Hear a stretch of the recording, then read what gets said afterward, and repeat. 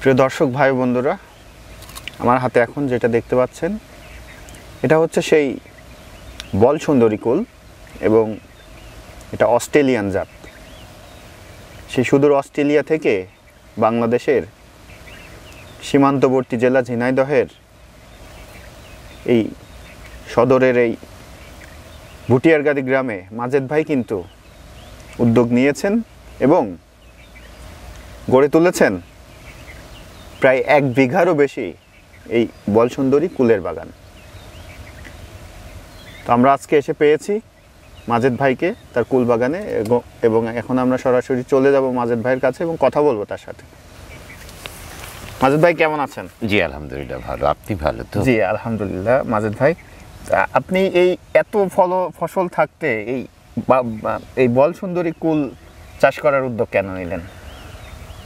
আসলে বল সুন্দরী কুলটা আমাদের দেশে একদম নতুন। বছর চারেকের মতো প্রথম বাংলাদেশে আসে চুয়াডাঙ্গাতে। দ্বিতীয় বছরে আমরা এটার ফল খাওয়ার সুযোগ পাই। আমি তারপরের বছরই লাগাই। এই বছর দিয়ে 4 বছর বল সুন্দরী বাজারে বা বাংলাদেশে, যার মধ্যে আমি 2 বছর এটার ব্যবহার করছি। সত্যি বলতে আমার কাছে মনে হয়েছে সহজ ভাষায় বল সুন্দরী কুলটা এত বেশি সুস্বাদু যে এটা খেলে আমার কাছে মনে হয় যে বিদেশ থেকে আমদানি করা আপেল খাওয়ার প্রয়োজন নাই। আপেলের চেয়ে এটা কোনো অংশে কোনো দিক দিয়ে স্বাদে বলেন, গন্ধে বলেন, সমস্ত কিছু দিয়ে এটা অনেক বেশি সুস্বাদু। পাশাপাশি এর উৎপাদন মারাত্মক রকমের বেশি, যে কোনো ফলের চেয়ে এটার উৎপাদন অনেক বেশি। সেই কারণেই বাণিজ্যিকভাবে লাভবান হওয়া যাবে এই আশায় এবং নতুন কিছু করার স্বপ্নে আমার বল সুন্দরী কুল চাষে আসা। আপনি তো বেসিক্যালি কৃষক পরিবারের একজন, তো কৃষক থেকে আপনি একজন সফল ব্যবসায়ী, এখন একজন সফল উদ্যোক্তা এবং সফল চাষি। তো এই পুরো জার্নিটা যদি আমরা একটু সংক্ষেপে জানতে চাই আপনার কাছ থেকে, কিভাবে জন্মসূত্রে আমি কৃষক পরিবারের সন্তান। আমার বাবাও ব্যবসার পাশাপাশি কৃষিকাজ করতেন এবং উনি মনের আত্মতৃপ্তি নিয়েই এই কাজটা করতেন। তো আমার কাছেও একটা গাছ লাগানো থেকে শুরু করে ফল হওয়া এবং সেই ফলটা নিজে হাতে পেড়ে খাওয়ার মধ্যে যে আত্মতৃপ্তি, এটাই প্রধানত আমাকে আসলে চাষের পিছনে নিয়ে আসার পিছনের প্রধান উৎসাহকারী। আর উপার্জনটা সর্বোচ্চ খাঁটি, এই দুয়ের সমন্বয় দিয়ে আসলে আমার চাষের মধ্যে আসা, বাবা থেকে নেওয়া শিক্ষা, নিজেদের কিছু জমি যেগুলো সুষ্ঠু ব্যবহার, এই সব কিছু সমন্বয়ই। আচ্ছা, যেমনটা বলছিলেন আপনি, এই শুধুমাত্র এই বিশেষ ফলটার ব্যাপারে যদি জানতে চাই, এটা চাষের শুরু থেকে বর্তমান এখন যে অবস্থায় আপনার বাগানটা আছে, এই প্রসেসটা একটু যদি দর্শকদের উদ্দেশ্যে বলতেন। আমি যেভাবে করেছি সেটা কিন্তু ঠিক গতানুগতিক নিয়মের মধ্যে নয়, একটু তার বাইরে এসে প্রাচীন পুরনো পদ্ধতিটাকে আর একটু সংস্কার করে। প্রধানত আপনি যখন এই গাছটা আমি লাগিয়েছি তখন এটা 4 ফিট বাই 3 ফিট এটা একটা তাওয়া করেছি, গর্ত করেছি, করে এখানে 70 ভাগের মতো আমি জৈব সার, গোবরের সার এবং ভার্মি কম্পোস্ট, সাথে অল্প কিছু ফসফেট, পটাশ মিশ্রণ আমি দিয়েছি, যেটা খুবই যৎসামান্য, মাটির সব গুণাগুণ যাতে প্রকৃত অর্থে পাই সেদিকটাতে তাকিয়ে। তো এই তাওয়া তৈরির পরে গাছ লাগানো, তারপরেই মালচিং করে দেওয়া। মালচিং করার আগে আমি জমিতে পর্যাপ্ত পরিমাণ ভার্মি কম্পোস্ট দিয়েছি, যেটাকে কেঁচো সার বলে। তো এই দিয়ে গাছ লাগানোর পরে মাঝে মধ্যে একটু কীটনাশক 2-1 বার, একটু চিলেটেড জিঙ্ক, যাতে এগুলোতে পাতাগুলো ভালোভাবে গজায়। এরপরে এসে ফুল মৌসুমে এসে যখন গাছে পর্যাপ্ত ফুল, তখন আমি শুধুমাত্র ছত্রাকনাশক ছিটিয়েছি। তার পরবর্তীতে আমি আজ পর্যন্ত আর কোনো স্প্রে করিনি। তো প্রধানত আমি মনে করি যে গাছের শুরুতেই মাটি তৈরিটাই প্রধান ব্যাপার। মাটি তৈরিটা যদি আপনি খুব শক্ত জোরালোভাবে জৈব সারের যথেষ্ট পরিমাণটা দিয়ে লাগান, ন্যাচারালি একটা গাছ বেড়ে উঠবে তার নিজস্বতা দিয়ে, একটা ফল ন্যাচারালি পাকবে তার নিজস্বতা দিয়ে। বাইরে আহামরি কিছু করতে গিয়ে, অতি মুনাফালোভী হতে গিয়ে আমরা সাধারণ কৃষক কিন্তু আমাদের নৈতিকতা ভুলে যাচ্ছি, আমাদের আদর্শ ভুলে যাচ্ছি। অতিমাত্রায় কীটনাশক ব্যবহার করছি, হরমোন ব্যবহার করছি, বোরন ব্যবহার করছি বা জিব্রালিক অ্যাসিড ব্যবহার করছি। যেগুলো সামান্য মুনাফার বিপরীতে স্বাস্থ্যের জন্য মারাত্মক ক্ষতিকর। আমি তার বিরুদ্ধে আসলে লড়তেই বোধহয় এসেছি। আমি চাই দেশের মানুষ সচেতন হোক, বিশেষ করে খাদ্যে ভেজাল বা খাদ্যে এই ক্ষতিকর কেমিক্যাল এর বাইরে যদি আমরা সবাই বেরিয়ে আসতে পারতাম, সত্যি কি ভালোই না হতো। জি জি, আপনি যেমনটি বলছিলেন, শীতের এই মৌসুমটাতে কুল বাজার থেকে ইতিমধ্যে প্রায় শেষের পথে। জি, আমরা সচরাচর যে কুলগুলো কিনে খাই সেটা প্রায় শেষের পথে। সেখানে আপনার এই বাগানে এখন সবেমাত্র শুরু হচ্ছে কুল বাজারজাতকরণ, এই বিষয়টা কিভাবে ব্যাখ্যা করবেন? সত্যি বলতে আমরা শিশুবেলার একটা কবিতার দুটো লাইনে যদি যাই, আম পাকে বৈশাখে, কুল পাকে ফাল্গুনে। এটা ফাল্গুন মাস, কুল পাকার এখনই উপযুক্ত সময়। আজ থেকে 2 মাস আগেরও বাজারে কুল পাওয়া যাচ্ছিল। তো সেই কুলগুলো কিন্তু আসলে পরিপক্ক পাকা নয়, এটা ওই রাসায়নিক সার বা ভিটামিন এইসবের প্রতিফলে অপরিপক্ক ফলটাই বাজারে এসেছিল। ন্যাচারালি গাছ থেকে পাকা আমার এ মাসের 20 তারিখ থেকে আমি প্রথম হারভেস্ট শুরু করি, অল্প অল্প করে। এখন প্রত্যেক দিনই আমি গাছ থেকে পাকা ফল পাচ্ছি। তো এখনও আমার গাছে যে পরিমাণ ফল আছে, পুরোপুরি সব কিছু পেকে শেষ হতে মনে হয় মাসখানেক সময় লেগে যাবে। তো আমি প্রকৃতির উপর নির্ভর করেই আসলে এই বাণিজ্যিক ফসলে বা ফলের চাষে এসেছি। আচ্ছা, আমার নীতি হচ্ছে গাছ থেকে পাকা, তারপর পাড়া। আচ্ছা আচ্ছা, আপনার এখানে কতটুকু জায়গার উপরে? 1 বিঘার একটু বেশি। 1 বিঘার একটু বেশি। তো আমরা যদি একটু ক্যালকুলেটিভভাবে হিসাব করি, 1 বিঘাতে কতগুলো এরকম সারি আছে এবং এক একটা সারিতে কতগুলো গাছ আছে? আসলে আপনার আমি প্রথম দিকে একটু ঘনই লাগিয়েছিলাম গাছগুলো। এখন করতে এসে দেখছি গাছগুলোর জন্য উপযুক্ত পরিবেশ পেতে আসলে 8 হাত বা 10 হাত পর পর এক একটা গাছ হলে এটা ভালো হয়। আপনার এখন যে বাগানটা দৃশ্যমান জি, আছে জি। এটাতে এটাতে আমি প্রথমে 6 হাত পর পর লাগিয়েছিলাম। মাঝখান থেকে দ্বিতীয় বছরে এসে 1 লাইন করে গাছ আমি তুলে দিয়েছি। আচ্ছা, তারপরেও মনে হচ্ছে এখন এই লাইনের ভিতর থেকে আমাকে আরেকটা করে গাছ পরবর্তী বছরের জন্য তুলে দিতে হবে, কারণ বয়স হচ্ছে, গাছ বড় হচ্ছে, সে জায়গা বেশি নিতে চাচ্ছে। আচ্ছা, তার মানে এটা কি আপনার প্রথমবার চাষ করা হচ্ছে নাকি এর আগেও আপনি এই বছর দিয়ে দ্বিতীয়বার আমি ফল দ্বিতীয়বার নিয়েছি। করছেন? আচ্ছা, তার মানে আমার গাছের বয়স 2 বছর। আচ্ছা, কতগুলো সারি আছে এই 1 বিঘা জায়গার উপরে? এখানে সারি আছে আমার 20টার মতো, 20টার মতো, 16টা সম্ভবত, 16টা বাই এদিকেও আছে আপনার 15 থেকে 20টা সারি বলা যেতে পারে। সেক্ষেত্রে এক একটা সারিতে এক একটা কয়টা সারিতে করে গাছ ওরকম আছে? 15টা করে গাছ আছে। 15টা গাছ আছে। তার মানে 200-র কাছাকাছি বোধহয় আমার গাছ হবে। এক একটা গাছ থেকে কি পরিমাণ কুল আপনি আশা করছেন এবছর? এবছর আলহামদুলিল্লাহ আমার ফলন একেবারে খারাপ না। প্রাকৃতিক দুর্যোগ বা বিভিন্ন প্রতিকূলতার বিপরীতেও যা আছে, এক একটা গাছে আমার কম করেও 2 মণ ফল আছে। মাশাআল্লাহ। হ্যাঁ, মানে আমরা যেমনটা দেখছিলাম আপনার পুরো বাগানটা একদম ইয়ে আছে এবং ঝুলে এমনভাবে ঝুলে ঝুলে আছে কুলগুলো, যে কুলগুলোর ভেতর দিয়ে মানে এই বাগানের মাঝখানটাতে আসাটাই অনেক কষ্টসাধ্য একটা ব্যাপার ছিল। সেক্ষেত্রে এক একটা গাছ থেকে যদি 2 মণ করে কুল পাওয়া যায়, এটা কি পরিমাণ বাজার মার্কেট আপনি ধরতে পারছেন? টাকার পরিমাণে, টাকার অঙ্কে যদি আমরা একটু হিসাব করি বা জানতে চাই, সেক্ষেত্রে আমি হতে পারে এটা? শুরু থেকে যেহেতু আমি একটু অর্গানিক পদ্ধতি ব্যবহার করছি, বাজার মূল্যের চেয়ে একটু বাড়তি মূল্য আমি আশাই করছি। সেই স্বার্থে আমি খুচরা বিক্রি করছি 100 টাকা কেজি দরে। আমি অল্প কিছুদিন তো এখনও পুরোপুরি ধরেন আমার মাত্র হারভেস্ট শুরু হচ্ছে। অনুমান বলে আমি এই বাগান থেকে এই সিজনে অন্তত 1,40,000 টাকার ফল হয়তো বিক্রি করতে পারবো। কম বেশি হতে পারে, প্রাকৃতিক ঝড় ঝঞ্ঝে আমার আরও ক্ষতি হতে পারে। কয়েকদিন আগে মারাত্মক শিলাবৃষ্টি হয়ে গেল, যেটাতে বহু ক্ষেত ক্ষতিগ্রস্ত হয়েছে। আল্লাহ শুকরিয়া আমার ক্ষেতে শিলাবৃষ্টি ছোঁয়নি। তো এরকম করেও সব কিছু যদি ঠিকঠাক মতো হয়, তাহলে এবার আশা করছি আমি ভালো লভ্যাংশই হাতে নিতে পারবো, ঘরে নিতে পারবো। দর্শক শুনছিলেন, গতানুগতিক যে চাষ পদ্ধতি আমাদের দেশে চলমান রয়েছে, তার থেকে একটু ভিন্ন চিন্তায়, একটু ভিন্ন ভাবনায় মাজিদ ভাই শুরু করেছিলেন এই বল সুন্দরী কুলের চাষাবাদ। এবং সেখান থেকে যেখানে আশেপাশের ফসলি জমিগুলোতে এখন ধান সহ অন্যান্য প্রতিনিয়ত রেগুলার যে চাষগুলো হয় সেগুলো চলছে, সেখানে সে একটু ভিন্ন চিন্তা নিয়ে এসে এই কুলটা শুরু করেছেন এবং দ্বিতীয় বছরে তিনি প্রায় 4 থেকে 5 লাখ টাকার একটা ফলন এবং একটা আউটপুট এখানে এই কুল বাগান থেকে পাচ্ছেন।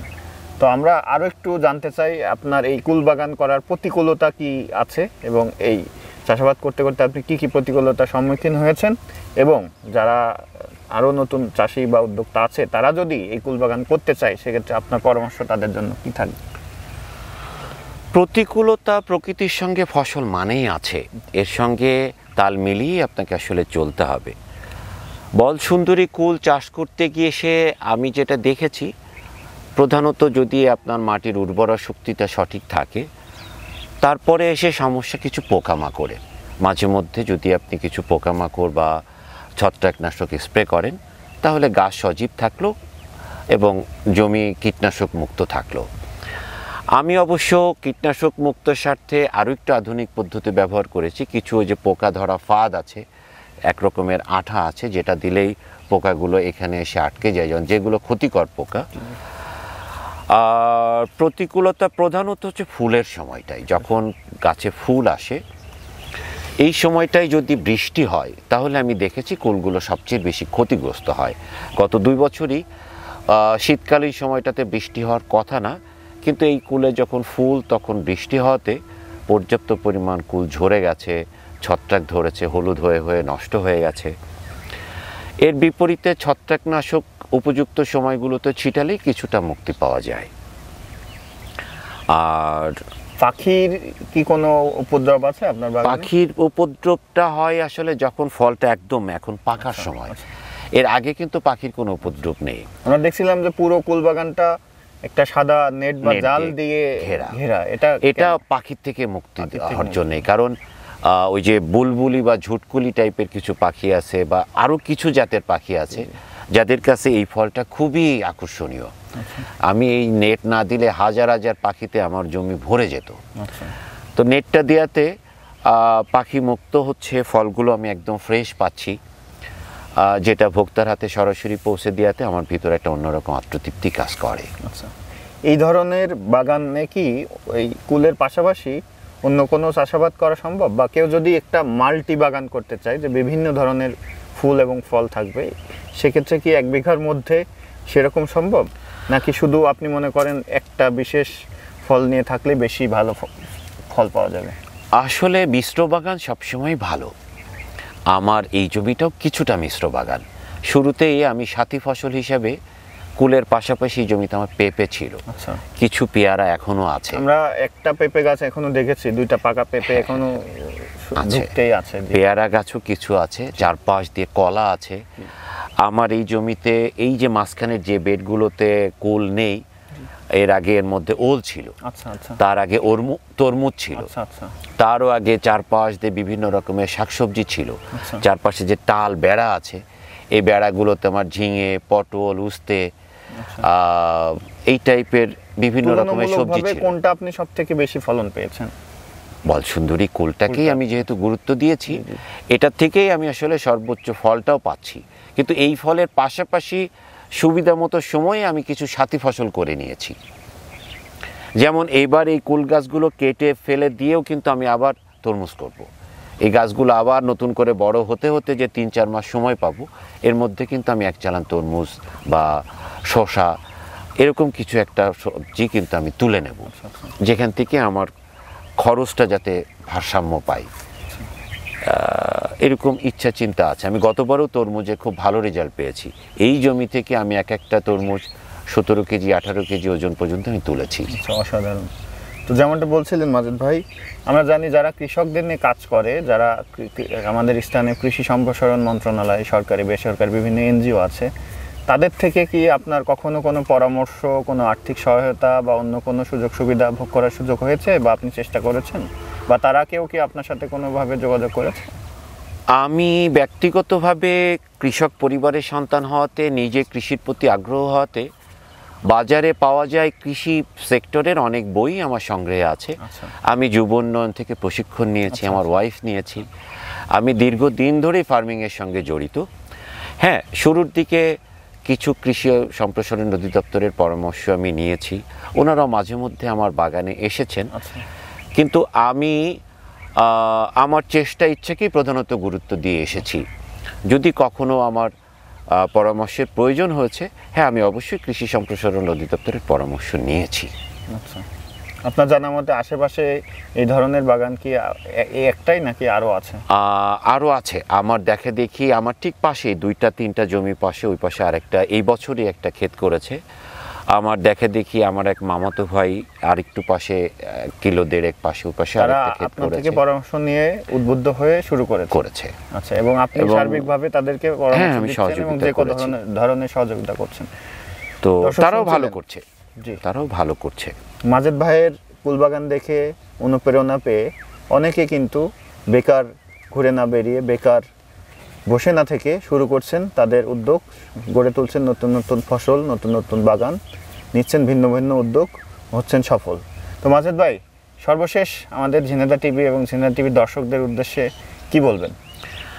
ঝিনেদা টিভি, বলে রাখি যে আমাদের এই অনুষ্ঠানটা বিশেষ করে কৃষক এবং কৃষক পরিবার সহ কৃষি রিলেটেড যারা আছে, কৃষি সংশ্লিষ্ট সবার জন্য একটা বিশেষ অনুষ্ঠান করা বা বিশেষ অনুষ্ঠান সাজানো, যেটার নাম হচ্ছে কৃষি ও কৃষকের গল্প।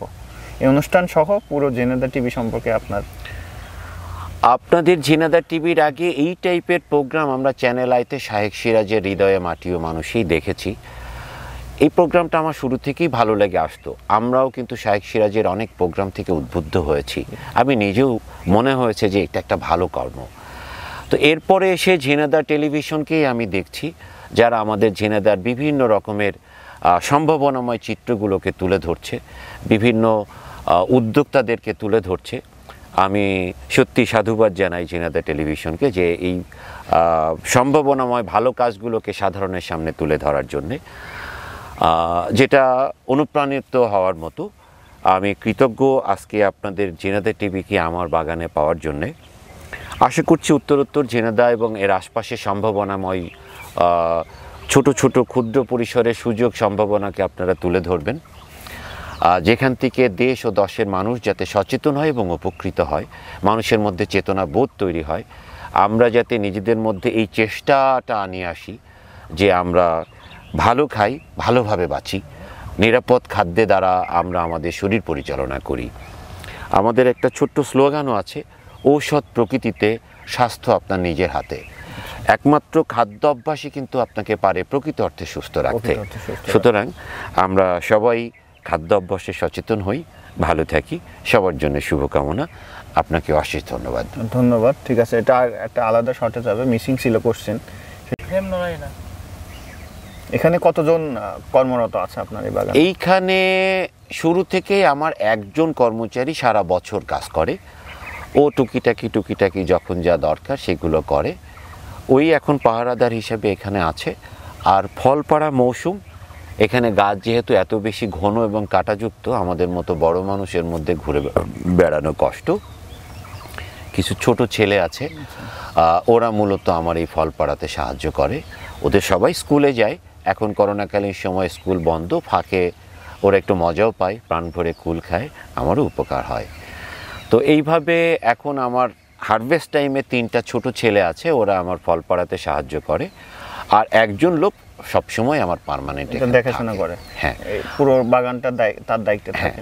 আর কখনো যদি আমার একটু বেশি কাজের প্রয়োজন হয়, তাৎক্ষণিক 2-1 দিনের মতো আমি অতিরিক্ত লেবার নিয়ে নেন। আচ্ছা, আপনার পরিবার থেকে এটা কিভাবে দেখছে এবং আপনার পরিবারের অন্যান্য সদস্যরা তারা আপনাকে উদ্বুদ্ধ করে কিনা বা তাদের সম্পর্কে? আমি যদিও মনে প্রাণে ব্যবসায়ী ছেলে, ব্যবসায়ী আমার প্রকৃত পেশা, কিন্তু আমি বিশ্বাস করি যে কৃষি আমার প্রকৃত পেশা। এবং আমার সন্তানেরা, আমার স্ত্রী, আমার পরিবার এ নিয়ে গর্ববোধ করে যে আমরা কৃষির সাথে সম্পৃক্ত। কারণ আমি গর্বিত পরিবারের সন্তান, যে আমি কৃষক পরিবারের সন্তান। তো কৃষি কাজ আমার অন্তরের সঙ্গে মিশে আছে, এটা আমার পরিবার খুব ভালো করেই দেখে। অসংখ্য ধন্যবাদ আপনাকে আমাদেরকে সময় দেওয়ার জন্য। আচ্ছা, তোমার নাম কি? সুমন। আচ্ছা, তুমি এখানে কুল তুলছিলে প্যাকেটে? জি। কতটুকু কুল তুলেছো?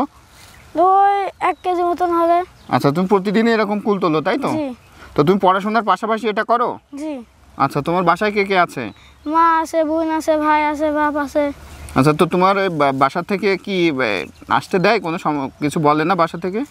যদি বলে তা আমি খুশিতে আসি, আনন্দতে আসি। খুশিতে আনন্দতে জি। আসো, আর এখান থেকে যে টাকা পাও সেটা নিয়ে যে বাসায় দাও? জি আচ্ছা, তখন কি তারা খুশি হয়? জি, কেমন লাগে তোমার এখানে কাজ করে? খুব ভালো, এখানে যিনি মালিক আছেন তিনি কেমন ইয়ে করে তোমার সাথে? খুব ভালো খুব ব্যবহার। ভালো? জি যাক, তাহলে তুমি এখানে কাজ করে খুবই আনন্দিত, তাই তো? জি। ঠিক আছে। আচ্ছা, তুমি যে লেখাপড়া করো, তো স্কুলে যেতে সমস্যা হয় না? এখানে কাজ করো, স্কুলে যাও কখন? জি না, সমস্যা হয় না। এখন স্কুল বন্ধ আছে তাই? জি, ও আচ্ছা, আর যদি স্কুল খোলা থাকতো তাহলে কি করতে? স্কুলতে এসে এখানে চলে আসতাম। ও আচ্ছা, স্কুল শেষ করে তার মানে তুমি পড়াশোনা ঠিক রেখে তারপর এখানে সময় জি। দাও, তাই তো? ঠিক আছে। চাচা, আপনার নাম কি? আমার নাম শামসুল। আচ্ছা, আপনি এই কুলবাগানে কতদিন আছেন? এই আছি মাসখানিক। মাসখানেক মতো এখানে কাজ করছেন? হ্যাঁ। কে কে আছে আপনার পরিবারে? সবাই আছে, মা বাপ ছেলে পিলে। আপনার মা বউ বাবা টউ, এখনো হ্যাঁ, বেঁচে আছে? সবাই আছে। ছেলে মেয়ে কয়জন আপনার? 5টা। তাহলে এই 1 মাস ধরে এই কুলবাগানে কি আপনি 24 ঘন্টা থাকেন? হুম। মানে দিন সবসময়। রাত 24 ঘন্টা? হ্যাঁ, সবসময়। এই যে রোদ বৃষ্টি বর্ষা যখন সব এখানে। ঝড় বৃষ্টি হয়, এই যে গতদিন শিলা বৃষ্টি হলো, হ্যাঁ, তখন সব আপনি ভিতরে। কোথায় ছিলেন? ভিতরে। এই কুলবাগানের ভিতরেই আপনার হ্যাঁ। গত 1 মাস আপনার এখানেই বসবাস? এখানেই বসে। আপনার খাওয়া দাওয়া বা অন্যান্য খাওয়া কাজকর্ম দাওয়া মালিক এনে দেয়। মালিক এনে দেয়? কেমন আপনাদের মালিক? ভালো। আচ্ছা, আপনাদের মালিক বলছিল যে আপনি এখানে সার্বিক দায়িত্বে আছেন, সবকিছু দেখাশোনা সব করেন, দেখতে আছে। আর কিছু ছোট ছোট বাচ্চা আছে ওরা শুধু হ্যাঁ, কুল কুল তোলার কাজ করে। জি। আচ্ছা, তো কেমন লাগে আপনার এখানে কাজ ভালোই করতে লাগে। পেরে? ভালো লাগে? হ্যাঁ, ভালোই লাগে। এই কুলবাগানে কি মনে হয় এই কুলবাগানটার ভবিষ্যৎ কি হতে পারে? হ্যাঁ, খুব। আপনি এর আগে কি এরকম কোনো কুলবাগানে কাজ করেছেন? না না, এটাই প্রথম? প্রথম। এই কুলটার যে নাম বল সুন্দরী কুল, হ্যাঁ, এটা কোন বল দেশি জাত জানেন? না, অস্ট্রেলিয়ান জাত। অস্ট্রেলিয়া। জি জি জি। এর আগে কখনো এই কুল দেখেছেন? হ্যাঁ, দেখেছি। জি। এটা খেতে কেমন? খাইতে ভালো, খেতে খুব ভালো? খুব ভালো। ঠিক আছে, একটা কুল খান তো। আমাদের দেশে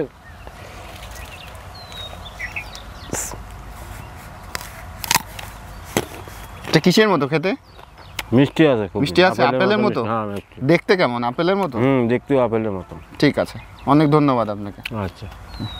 দর্শক, দেখছিলেন মাজেদ ভাইয়ের এই অসাধারণ কুলবাগানটি। এই কুলবাগানের প্রতিটি কুল যেন এক একটি মিনি আপেল। মাজেদ ভাই যেমনটি জানাচ্ছিলেন যে আপেলের থেকেও কোনো অংশেই কম নয় অস্ট্রেলিয়ান এই বল সুন্দরী কুলটি। আমি মিরাজ হোসেন এতক্ষণ ছিলাম আপনাদের সাথে কৃষি ও কৃষকের গল্পে। আপনাদের যদি কোনো গল্প থাকে, আপনাদের আশপাশে যদি কোনো কৃষক থাকে, কোনো সফল চাষি থাকে, তাদের সন্ধান অবশ্যই আমাদের টেলিভিশনে জানাবেন। আমরা চেষ্টা করব মাজেদ ভাইয়ের মতো করে তাদেরকেও আমাদের টেলিভিশনের পর্দায় তুলে ধরতে। তো আজ বিদায় নিচ্ছি দর্শক, কৃষি ও কৃষকের গল্প অনুষ্ঠান থেকে। আগামী কোনো চাষির সাথে বা কোনো কৃষকের সাথে আগামী পর্বে দেখা হবে আপনাদের সাথে, সে প্রত্যাশা ব্যক্ত করে বিদায় নিচ্ছি। মিরাজ হোসাইন, জিনাদা টিভি।